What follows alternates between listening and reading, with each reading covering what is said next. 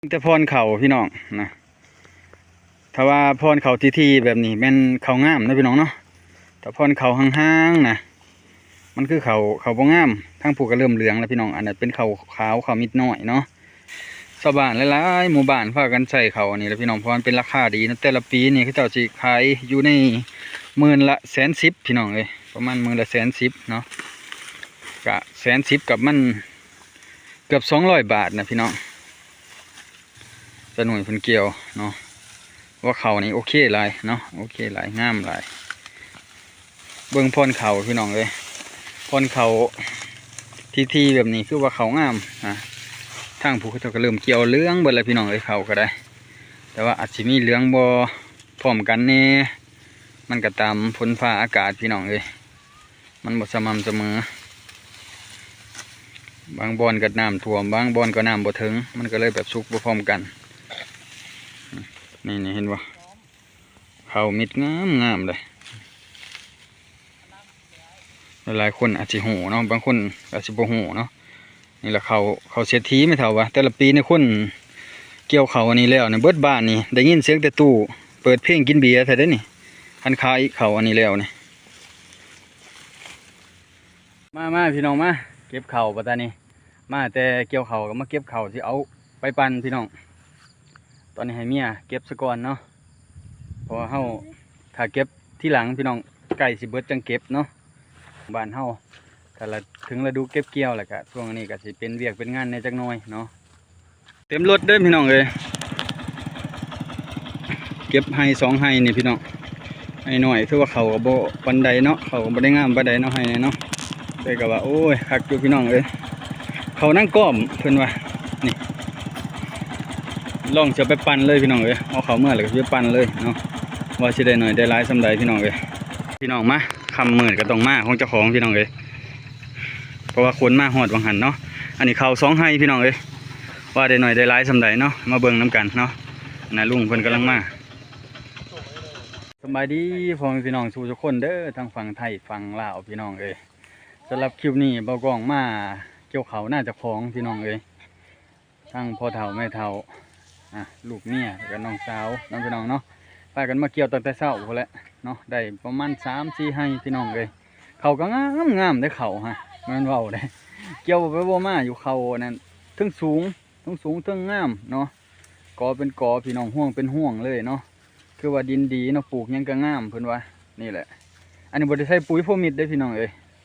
ใช้ปุ๋ยโฟมิดเลยอันนี้หน้างามเพิ่นว่าหน้างามเฮ็ดจังก็งามเนาะเดี๋ยวจะพาไปเบิ่งเขาเนาะเขานะงามคักงามแน่เขานะบ่แม่นเว้าเด้แต่พรเขาพี่น้องนะถ้าว่าพรเขาทีแบบนี้แม่นเขางามนะพี่น้องเนาะแต่พรเขาห่างๆนะมันคือเขาบ่งามทั้งผูกก็เริ่มเหลืองแล้วพี่น้องอันนั้นเป็นเขาขาวเขามิดน้อยเนาะอันนี้เขามิดใหญ่เพิ่นว่าอันนี้ปลูกไว้ดำไว้นะพี่น้องตีราคาขึ้นเนาะเพราะว่าตีเป็นเงินเป็นค่ำอันนี้เขาอันนี้พี่น้องเอ้ยเห็นบ่เขาจะเป็นมิดไล่ๆคนอื่นเขามิดใหญ่พี่น้องเนี่ยเขามิดใหญ่เด้อคือว่างามคักหลายเนาะพี่น้องเอ้ยเป็นติดกันอยู่เนาะเป็นกอเป็นเหงาคักขนาดเลยเขาอันนี้นะมักจะห่วงมันพี่น้องเอ้ยห่วงนะคักเกี่ยวจนบ่ไปบ่มาให้นี่นะสิได้หลายอยู่พี่น้องเอ้ยนี่น่าจะคล้องเนาะพากันมาเกี่ยวน่าจะคล้องในมือนึงแล้วพี่น้องเอ้ยนี่เขาเกี่ยวบ่ไปบ่มาเลยเขางามหลายบ่ต้องใส่ปุ๋ยเขาพี่น้องเอ้ยเขามาตรฐานเนาะอันนี้เขามิดใหญ่คือชาวบ้านหลายๆหมู่บ้านพากันใส่เขาอันนี้แล้วพี่น้องเพราะมันเป็นราคาดีนะแต่ละปีนี่เขาเจ้าสิขายอยู่ใน10,110,000พี่น้องเอ้ยประมาณ10,110,000เนาะกะ110,000กับมันเกือบ200 บาทนะพี่น้อง12 กิโลเฮ้ยประมาณ10,000เนาะ10,110,000บ่10,110,000กับมัน200 บาทพี่น้องกับ200 บาทนี่แหละเนาะคือว่าเขาก็เป็นราคาอีดอกปีนี่หลายคนเขาจะก็พากันใส่เขาอันนี้เบิดบ้านเลยเนาะในหมู่บ้านบ่กองก็ได้เป็นว่าเขาอันนี้เป็นเขาที่แบบเฮ็ดสร้างเงินสร้างค่ำให้ชาวบ้านเนาะบางคนก็โอ้เฮ็ดหน้าหลายก็ได้หลายค่ะก็ได้พี่น้องเบิ่ง สนุนเพิ่นเกี่ยวเนาะว่าเขานี่โอเคหลายเนาะโอเคหลายงามหลายเบิ่งพ่นเขาพี่น้องเลยพ่นเขาทีแบบนี้คือว่าเขางามทางผู้เขาก็เริ่มเกี่ยวเหลืองเบิดแล้วพี่น้องเลยเขาก็ได้ แต่ว่าอาจจะมีเหลืองบ่พร้อมกันแน่มันก็ตามฝนฟ้าอากาศพี่น้องเลยมันบ่สม่ำเสมอบางบอนก็น้ำท่วมบางบอนก็น้ำบ่ถึงมันก็เลยแบบสุกบ่พร้อมกันนี่แหละพี่น้องเลยเพิ่นเอิ้นเขาอีก้อมเนาะทางลาวแต่บ่ฮู้ว่าทางไทยเพิ่นเอิ้นเขาอีหยังพี่น้องทางไทยน่าสิเป็นเอิ้นเขาเผาเขาพันธุ์ไปซั่นแหละเนาะบ่กองก็บ่จักคือว่ามาเฮ็ดหน้าน้ำบ่เฒ่าก็ได้เห็นโลดเนาะได้เอาไปใส่อยู่บ้านก็บ่งามพี่น้องเลยเพราะว่าหน้าเจ้าของมันเป็นหน้านู่นถ้าว่าจังไดพี่น้องเขามันงามนะมันงามอยู่แถวนี้นะเขาพื้นที่ออกจากพื้นที่บ้านตัวเองมันก็บ่งามเพราะว่าทางนั้นดินบ่ดีเขาเศรษฐีไม่เท่าบอกว่าเขาเศรษฐีหรือเขาอ่อนนี่แหละพี่น้องเลยเบิ่งต้นมันล่ำมันนี่เบิ่งนี่พี่น้องเลยนี่เห็นบ่เขามิดงามเลยหลายคนอาจจะหูเนาะบางคนอาจจะบ่หูเนาะนี่แหละเขาเศรษฐีไม่เท่าว่าแต่ละปีในคนเกี่ยวเขาอันนี้แล้วเนี่ยเบิดบ้านนี่ได้ยินเสียงแต่ตู้เปิดเพลงกินเบียร์แท้เด้นี่คันขายเขาอันนี้แล้วนี่บางคนก็สิรวยประมาณ30,000นั่นแหละเอาพี่น้อง เดี๋ยวจังไปเก็บเขากู้เขาน้ำกันพี่น้องมันนี่จะไปกู้เขาบางเทื่อก็จะได้ปั้นเขาให้พี่น้องได้เบิ่งน้ำปั้นเขาเจ้าของพี่น้องดูทางหน้าติดบ้านผู้เนาะอันนี้เดี๋ยวเกี่ยวอย่ามันคำก่อนเนาะมาพี่น้องมาเก็บเข่าปัตตานีมาแต่เกี่ยวเข่าก็มาเก็บเข่าที่เอาไปปั่นพี่น้องตอนนี้ให้เมียเก็บซะก่อนเนาะเพราะเฮาถ้าเก็บที่หลังพี่น้องไก่สิเบิดจังเก็บเนาะเพราะเฮาจังบ่เมื่อยว่าให้เมียออกร่างกายซะก่อนพี่น้องเลยนี่แหละเก็บไม่เท่าเพิ่นมาช่วยพี่น้องเลยฟูฮ้อนพี่น้องเลยนี่แหละคำมาแรงมากพี่น้องบ้านเฮาถ้าละถึงฤดูเก็บเกี่ยวแหละก็ช่วงนี้ก็สิเป็นเวียกเป็นงานในจักหน่อยเนาะ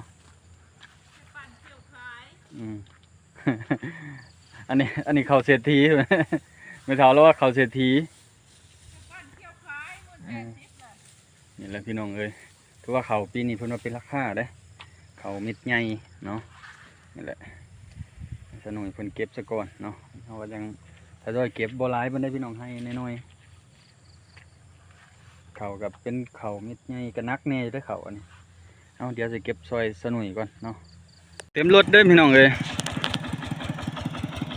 เก็บให้2ให้นี่พี่น้องให้หน่อยถือว่าเขาก็บ่ปานใดเนาะเขาก็บ่ได้งามปานใดเนาะให้เนาะแต่ก็ว่าโอ้ยคักอยู่พี่น้องเอ้ยเขานั่งก้อมเพิ่นว่านี่ลองจะไปปั่นเลยพี่น้องเอ้ยเอาเขาเมื่อไหร่ก็จะปั่นเลยเนาะว่าสิได้หน่อยได้หลายสำใดพี่น้องเอ้ยนี่แหละทางไปทางมานี่เป็นหน้าบ้านพี่น้องหน้าบ้าน2-3ให้หน้าบ้านก็ได้บ่ได้งามก็ได้ดอกงามก็ได้เนาะ2-3ให้มีแต่ขยุบขยายออกไปอีกเรื่อยๆพุ่นแหละพี่น้องเอ้ยมีเงินมีคำเนาะจ่ายเขาหื้อดุดให้จุคันเลยเนาะเอานี่พี่น้องเอ้ยผลรถแรกเนาะว่าสิได้จักสอบพี่น้องเอ้ยแล้วก็จะไปขายค่าน้ำมูกน้ำมันเนาะหาเงินค่าน้ำมันพี่น้องซื้อน้ำมันพอได้ใช้รถปั่นเนาะ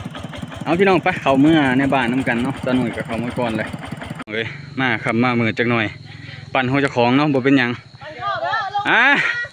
มาจากบ้านหนูเว้ยเกี่ยวแล้ววะทั้งน่ะคักแล้วเว้ยมือได้สามัคคีเอามือได้สามัคคีนะสามัคคีมือใดโอ้โหเลยมันคานเด้ออื่นวะมันคานมึงวางมือได้เว้ยมาเลยเด้อวันนึงข้านนั่นแหละพี่น้องมาคำมือก็ต้องมาของเจ้าของพี่น้องเลยเพราะว่าคนมาหอดวังหันเนาะอันนี้เขา2ให้พี่น้องเลยว่าได้หน่อยได้หลายสำใดเนาะมาเบิ่งน้ำกันเนาะนะลุงเพิ่นกำลังมาเข้าได้บ่ได้เด้อนะ อยหลังเขาบ่ได้บ่ลุงพี่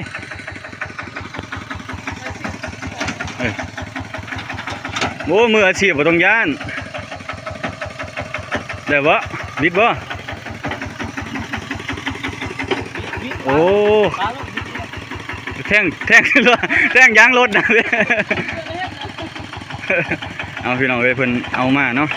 มาลงเอาเฟื่องเนาะพอดีตรงซะเลยเอาโอเคพี่น้องเด้บ่ของอันปั้นเข่าก่อนเนาะมีคนอันถือกล่องให้เลยตอนนี้